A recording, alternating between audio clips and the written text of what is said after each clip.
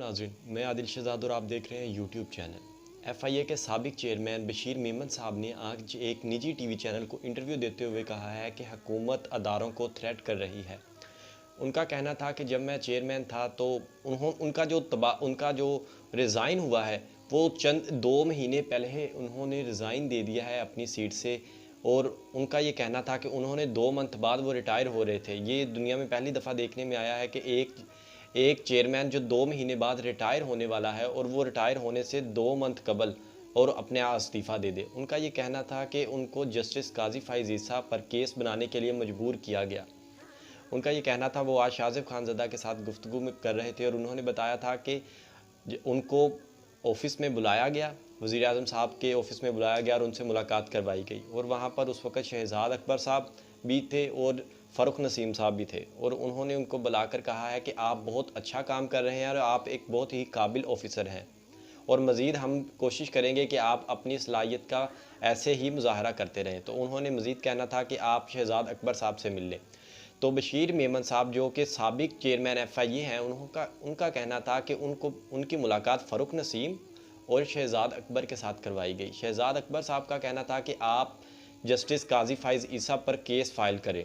तो वो कहते, मैंने बड़ी हैरानी के साथ उन्हें कहा कि वो तो जुडिशरी का काम है, वो तो एक सीनियर जज हैं सुप्रीम कोर्ट के, मैं उन पर कैसे केस फाइल कर सकता हूँ। उनका ये कहना था कि फ़ारूक हबीब साहब ने मुझसे कहा था कि मैं खुद मदई बनूंगा, मैं खुद इसको हैंडल करूंगा और आप उन पर केस फाइल करें। फिर उनका कहना था कि यही नहीं, सिर्फ हुकूमत की जानिब से मुझे मुसलसल थ्रेट किया जा रहा था, मुसलसल ही मुझे अप्रोच किया जा रहा था और कहा जा रहा था कि आप हुकूमत पर, अपोजिशन पर और हर उस इत्तेहादी पर आप केस फाइल करें। उनका ये कहना था, जहांगीर तरीन पर केस फाइल करना शहजाद अकबर का काम नहीं है, वज़ीर आज़म इमरान खान के कहने पे ये सब काम हुआ है। और उसके बाद आप देख लें कि डॉक्टर रिजवान है जो, उन्होंने बगावत की थी, उन्होंने थोड़ा सा कहा कि मैं अब मुझे वारंट आप जारी करें। उन्होंने एक बहुत बड़ा इंकशाफ करने जा रहे थे वो, और उसको नहीं करने दिया। खुसरू बख्तियार साहब थे, उन्होंने वारंट मांगे थे कि आप इनके मुझे वारंट जारी करें ताकि हम इनको अरेस्ट किया जाए। और उन्होंने 88 अरब रुपए की करप्शन पकड़ी थी। और लेकिन आप देखा जाए, आज अथादियों की मुलाकात थी जहांगीर तरीन ग्रुप की इमरान खान के साथ, आपने उसमें देखा होगा कि उन्होंने यही बात की है हुकूमत से कि आप हमारे साथ मिलकर जुडिशल कमीशन बनाया जाए। लेकिन हुकूमत ने उसे मुतमिन किया है। इमरान खान साहब ने उन्हें कहा है कि हमने जो डॉक्टर रिजवान साहब थे उनको हमने हटा दिया है ओहदे से,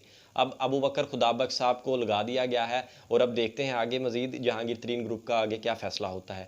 लेकिन इस वक्त बशीर मेमन साहब जो साबिक डीजी थे, चेयरमैन थे FIA के, आज उन्होंने बहुत बड़े इंकशाफात किए हैं। उनका कहना था कि जब मरीम नवाज साहिबा प्रेस कॉन्फ्रेंस कर रही थी जज अरशद मलिक के लिए, उनकी एक वीडियो लीक हुई थी, उसके मुतालिक वो कर रही थी, उसके बाद उनका इंतकाल हो गया, वो फोत हो गए अरशद मलिक साहब। तो उन्होंने मुझे कहा था कि आप मरियम पर आप केस फाइल करें, आप उन पर दहशत गर्दी का केस फाइल करें कि उनकी वजह से, प्रेशर लेने की वजह से एक जज का इंतकाल हो गया। तो चेयरमैन साहब फरमाते हैं कि मैंने उन्हें कहा कि ये कैसे हम कर सकते हैं, हम ये तो पैमरा नोटिस ले सकती है इस चीज़ का, लेकिन कहते हैं मुझ पर काफ़ी दबाव था और मुसलसल दबाव था। मुसलसल दबाव होने की वजह से वो अपनी रिटायरमेंट से कि 2 महीने पहले, 2 मंथ कबल उन्होंने अपना रिज़ाइन दे दिया, इस्तीफ़ा दे दिया अपने ओहदे से। तो ये, अगर हम ऐसी बातों को, अगर ये बातें सच साबित होती हैं तो आने वाले वक्त में हुकूमत के लिए बहुत सारे मसाइल पैदा हो सकते हैं। पहले ही हुकूमत आटा चीनी मसाइल से बाहर नहीं निकल रही और अब इस किस्म के मसाइल आ जाएंगे तो हुकूमत को टैकल करना मुश्किल हो जाएगा।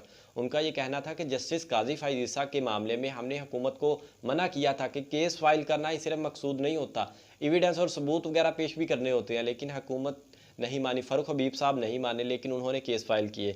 तो अब जो साबिक चेयरमैन FIA हैं बशीर मेमन साहब, उनका ये कहना है कि अगर मुझे किसी भी फोरम पर बुलाया जाएगा तो मैं इस चीज़ के लिए हाज़िर हूँ कि मुझे थ्रेट किया जाता था हुकूमत की तरफ से कि आप अपोजिशन पर केस बनाए। सबसे ज़्यादा मुझे थ्रेट किया जाता था ख्वाजा आसफ पर, शाहिद खान अब्बासी पर, शहबाज शरीफ पर, खुर्शीद शाह पर, मुस्तफ़ा नवाज़ खोखर पर आप केस फाइल करें। तो उन्होंने अक्सर बारहा दफ़ा ये कहा कि हमारा मकसद सिर्फ केस फाइल करना नहीं, उसको प्रूव करना भी है, एविडेंस पेश करना भी है। लेकिन हुकूमत की जानिब से हर दफ़ा हम पर दबाव डाला गया। और वो कहते हैं कि मैंने 2 मंथ पहले, सिर्फ 2 महीने पहले मैंने एक छुट्टी अपनी अपॉइंट की थी कि मैं उम्रे करने की नीयत से सऊदी अरब जाना चाहता हूँ, तो मेरी वो छुट्टी अप्रूव हो गई थी। 6 दिन या 7 दिन के लिए मेरी वो छुट्टी अप्रूव हो गई थी, मैंने उम्रे की गर्ज से जाना था। लेकिन उससे कबल 2 दिन कबल मुझे दोबारा बुलाया गया वापस ऑफिस में, तो मुझ पे बरहमी का इजहार किया गया कि आप उसके खिलाफ केस क्यों नहीं फाइल करते, आप अपोजिशन को रिलीफ देते हैं, आप उसको रिलीफ देते हैं, आप उसके खिलाफ केस क्यों नहीं करते। तो मैंने उनको समझाया कि अल्लाह के बंदे, केस फाइल करना मकसूद नहीं है, हमने इसको जस्टिफाई भी करना है, अदालत में उसको साबित भी करना है। लेकिन अगर हम केस फाइल कर देंगे, बाद में साबित ना कर सके, तो FIA की इमेज पर भी एक सवालिया निशान आता है। लेकिन हुकूमत इस चीज़ पर नहीं मानी। बारहा दफ़ा फ़ारूक नसीम साहब, इमरान खान साहब और अक्सर वज़ीर मुझे इस चीज़ के लिए फ़ोन करते रहे और अपने दफ्तर में बुलाते रहे, कहते रहे कि आप फ़लाँ के मुतल्लिक केस क्यों नहीं बनाते, आप फ़लाँ के मुतल्लिक केस क्यों नहीं बनाते। और जैसा कि उन्होंने बताया कि ख्वाजा आसिफ के मुतल्लिक भी मुझे अप्रोच किया गया कि आप ख्वाजा आसिफ पर गद्दारी का केस बनाए। जब उन्होंने अकामा रखा हुआ था दुबई का, कहते, मैंने उन्हें कहा गद्दारी का नहीं, करप्शन का केस तो बन सकता है, और वो भी हम किसी एविडेंस के बगैर नहीं बना सकते। गद्दारी का केस कैसे बना सकते। अकामा रखना ये एक वर्क परमिट होता है। अकामा दरअसल एक वर्क परमिट है, और वर्क परमिट पर हम उसे किस तरह गद्दार कह सकते हैं। ये हो अगर उसने मुल्की सलामती अदारों की कुछ खुफिया बातें बाहर जाके शेयर की हो दुबई हुकूमत के साथ या किसी भी तरह, फिर गद्दारी का केस बनता है। अकामे पर वर्क परमिट पर किस तरह हम उन पर केस फाइल कर सकते हैं। तो उनका हुकूमत वक्त का ये कहना था कि आप जैसा मर्जी करें, लेकिन उन पर केस फाइल किया जाए। तो उनका कहना था कि हम उन पर केस फाइल नहीं कर सकते। तो उन्होंने उस वजह से फिर उन्होंने कहा कि हम उन पर करप्शन का केस फाइल कर सकते हैं, लेकिन उसके लिए भी हमें जस्टिफिकेशन देनी पड़ेगी। और आपके सामने ही सारा सीन। और उसके बाद कहा गया कि मरियम नवाज साहिबा ने और नून लीग की जानब से जो ख़ातून अव्वल बुशरा मानिका हैं, उनकी एक तस्वीर, नाजेबा तस्वीर वायरल की गई, वो जिसमें उनका शायद वो फेस नज़र आ रहा था सिर्फ। तो कहा गया कि उनकी क्यों, वो एक इस्लामी खातून है और उनका खातून अव्वल हैं, उसका इस तरह क्यों किया गया है, आप एक्शन लें इस पर, मरियम नवाज़ पर। तो उन्होंने कहा कि मैं कैसे एक्शन ले सकता हूँ। उन्होंने कहा यह खातून अव्वल के लिए उन्होंने इसका काम किया है। तो आगे से बशीर मेमन साहब का ये कहना था कि हमारा काम, हुकूमत का जो लॉ होता है ना, वो हर किसी पे अप्लाई होता है, हम किसी पर इस तरह बेजा अपना लॉ नहीं अप्लाई कर सकते। तो वज़ीर आज़म इमरान खान साहब का कहना था कि शाह सलमान भी तो करता है, शाह सलमान सऊदी अरब में जो बात कह देता है वो होती है।